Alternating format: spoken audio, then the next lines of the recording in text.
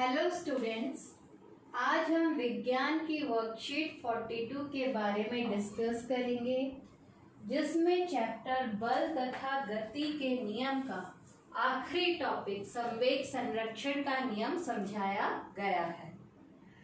अब गति का तीसरा नियम जो हमने लास्ट टाइम पढ़ा था वो क्या कहता है? वो कहता है कि अगर कोई वस्तु दूसरे वस्तु पर बल लगाती है तो दूसरा वस्तु भी उस पर उतना ही बल लगाएगा, लेकिन विपरीत दिशा में। इसके हमने कई उदाहरण देखे थे। जैसे हम अगर दीवार में गेंद फेंकते हैं तो गेंद हमें दीवार जो है वो वापस उससे टकरा के वापस हमारे हाथ में आती है। उसके बाद हमने अपने दैनिक जीवन से और भी कई उदाहरण देखे थे।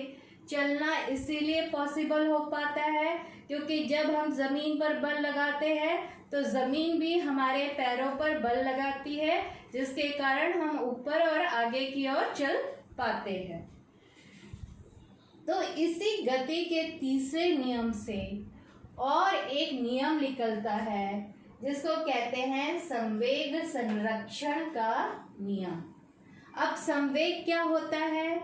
मैंने बताया था कि संवेग जो होता है वो द्रव्यमान गुणा वेग होता है, और उसको लिखते कैसे हैं? संवेग को P = m/v, ये संवेग का फॉर्मूला होता है।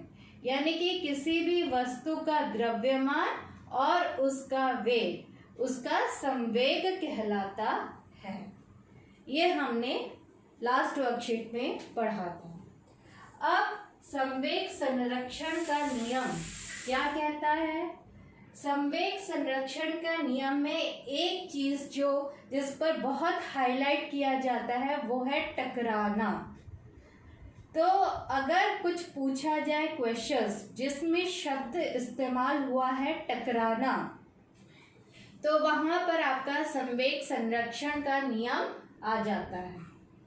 तो इसमें कहा गया है कि अगर कोई वस्तु दूसरे वस्तु से टकराती है तो उन दोनों वस्तुओं का संवेग जितना पहले था, टकराने के बाद भी उन दोनों का संवेग उतना ही रहता है। यानी कि अगर पहले उन दोनों के संवेग को हम प्लस कर दें टकराने से पहले, तो टकराने के बाद भी वो इक्वल होगा उन दोनों के संवेग का कुल योग से। तो टकराने से पहले और टकराने के बाद उन दोनों वस्तुओं का संवेग का कुल योग समान रहता है। दो वस्तुओं के संवेग का योग टकराने से पहले और टकराने के बाद बराबर रहता है, जब तक कि उन पर कोई असंतुलित बल कार्य न करे। यानी कि कोई तीसरा बल नहीं लगना चाहिए। वो दोनों वस्तु आपस में टकरा रहे हैं, टकराने से पहले उन दोनों का जो संवेग था उन दोनों को अगर प्लस कर दे, टकराने के बाद जो उनका संवेग होगा, टोटल संवेग होगा, वो दोनों बराबर होंगे। या दो वस्तुओं का कुल संवेग टकराने की प्रक्रिया में अपरिवर्तनीय या संरक्षित रहता है। यानी कि टकराने की प्रक्रिया में जो कुल संवेग जो है उसमें कोई चेंज नहीं आता, और अगर कोई चेंज नहीं आता उसको हम कहते हैं संरक्षित रहता है। अब एक उदाहरण लीजिए। आपके लास्ट वर्कशीट में एक क्वेश्चन आया था कि जब हम बंदूक से गोली चलाते हैं तो गोली जो है बंदूक से चलाते हैं तो बंदूक पीछे की ओर प्रतिक्षेपण, यानी कि बंदूक पीछे की तरफ क्यों धकेल जाती है। तो इसी उदाहरण को गति के तीसरे नियम द्वारा समझाया गया था कि जब बंदूक जो है वो गोली पर बल लगाती है तो गोली भी उसके विपरीत दिशा में बराबर बल लगाती है, जिसके कारण बंदूक क्या होता है, पीछे की ओर चला जाता है या बंदूक का प्रतिक्षेपण होता है। लेकिन इसको थोड़ी और अच्छी तरीके से हम इस तरह से समझा सकते हैं। देखो, गोली और बंदूक का संवेग, जब गोली नहीं चल रही होती है, संवेग होता है द्रव्यमान गुणा वेग। विराम अवस्था में क्या है, शून्य है। शून्य मतलब क्योंकि ये दोनों विराम अवस्था में है तो वेग क्या होगा, शून्य होगा। और शून्य होगा तो संवेग क्या हो जाएगा, गुणा करो 0 वेग को, अगर हम द्रव्यमान से गुणा करें तो संवेग क्या होगा, शून्य हो जाएगा, 0। लेकिन जब हम गोली चलाते हैं तो बंदूक जो है गोली पर कुछ बल लगाती है, कुछ संवेग लगाती है। और जैसा कि हमने इस नियम के अनुसार कहा है कि टकराने से पहले, टकराने के बाद संवेग दोनों इक्वल होना चाहिए। तो इस नियम के अनुसार अगर बंदूक जो है गोली पर कुछ संवेग लगा रही है तो उसके विपरीत और उसके बराबर दिशा में गोली भी बंदूक पर संवेग लगाती है। यानी कि अगर बंदूक गोली पर m और v का संवेग लगाती है तो फिर गोली भी विपरीत दिशा में ये बंदूक पर -mv संवेग लगाती है। तो दोनों ये संवेग एक दूसरे को काटकर शून्य हो जाते हैं। यानी कि पहले गोली चलने से पहले भी संवेग शून्य था दोनों का, गोली चलने के बाद भी दोनों का संवेग शून्य हो गया। यानी कि दोनों में क्या हुआ, संवेग संरक्षित रहता है, अपरिवर्तनीय रहता है। तो इस गोली और बंदूक को हम संवेग संरक्षण के नियम से भी समझा सकते हैं। अब है संवेग संरक्षण नियम के लिए फॉर्मूला, समीकरण कैसे निकालें। जैसे कि मैंने कहा है कि जब भी संवेग संरक्षण की बात हो उसमें एक शब्द जो आएगा टकराना। दो बच्चे खेल रहे हैं, आपस में टकरा गए, एक का द्रव्यमान ये था, उसका आरंभिक गति ये था, वेग ये था, और दूसरे का द्रव्यमान ये था, उसकी प्रारंभिक वेग ये था, अंतिम वेग ये हो गया। अब बताओ संवेग इस वस्तु का अंतिम वेग क्या होगा। तो आपको सिंपली इसका फॉर्मूला पुट करना है। जहां पर भी टकराने वाला आ गया शब्द वहां पर आपको इस फॉर्मूले को पुट करना है, और जो भी आपको मिसिंग होगा पूछा जाएगा वो आप इससे आसानी से निकाल लोगे। अब देखो कैसे ये फॉर्मूला निकाला गया। हमारे पास दो गेंद है, दो बॉल है, एक का द्रव्यमान ma है और एक का द्रव्यमान mb है, और दोनों की प्रारंभिक गति है, एक a गेंद की ua और b गेंद की ub, और दोनों गति कर रहे हैं।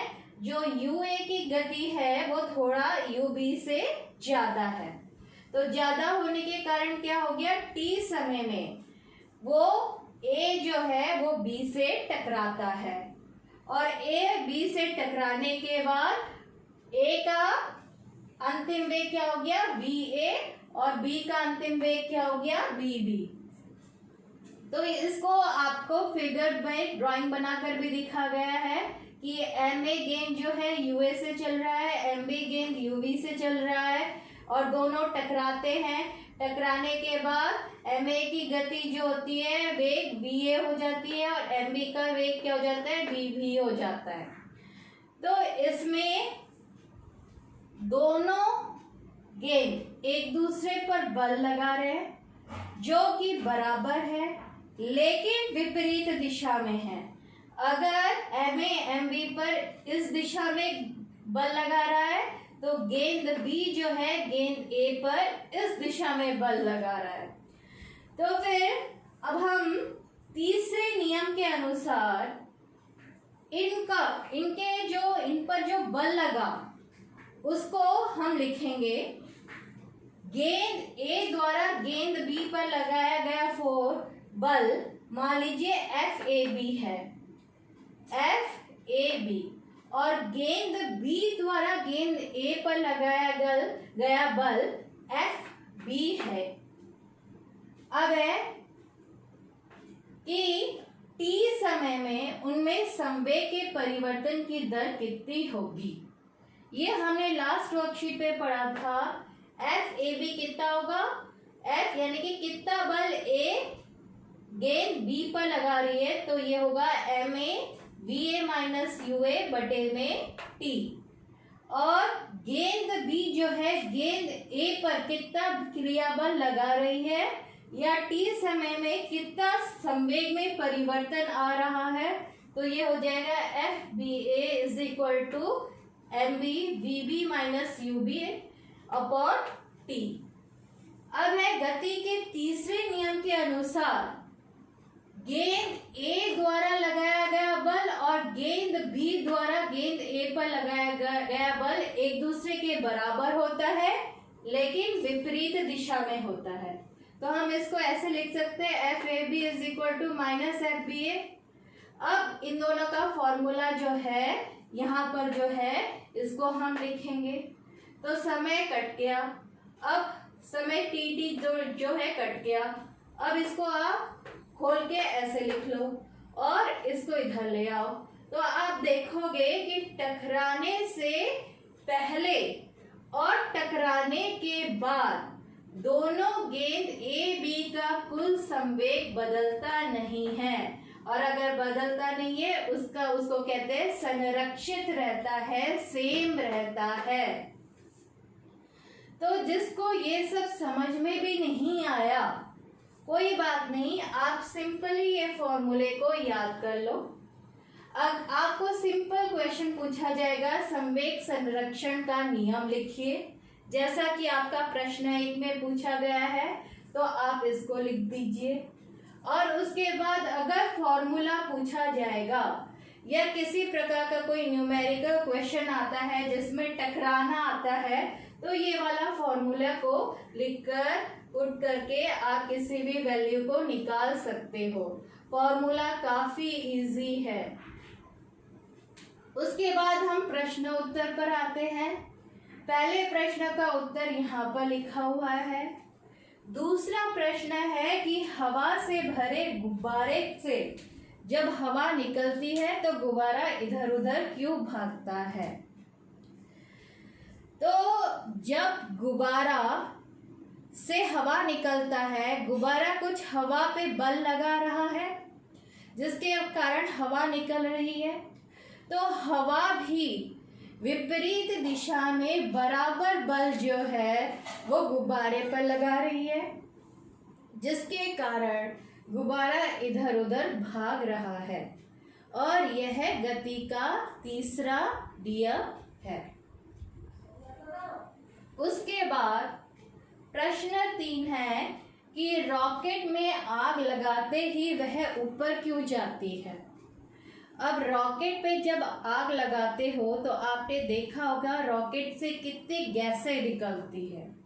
ये गैसें जाके ज़मीन से टकराती है, तो ये गैसें जो है ज़मीन पर एक बल लगाती है, जिसके कारण ज़मीन भी उसके विपरीत दिशा में और उसके बराबर रॉकेट पर बल लगाती है, जिसके कारण रॉकेट तेजी से ऊपर उठता है। यह भी गति के तीसरे नियम के अनुसार है।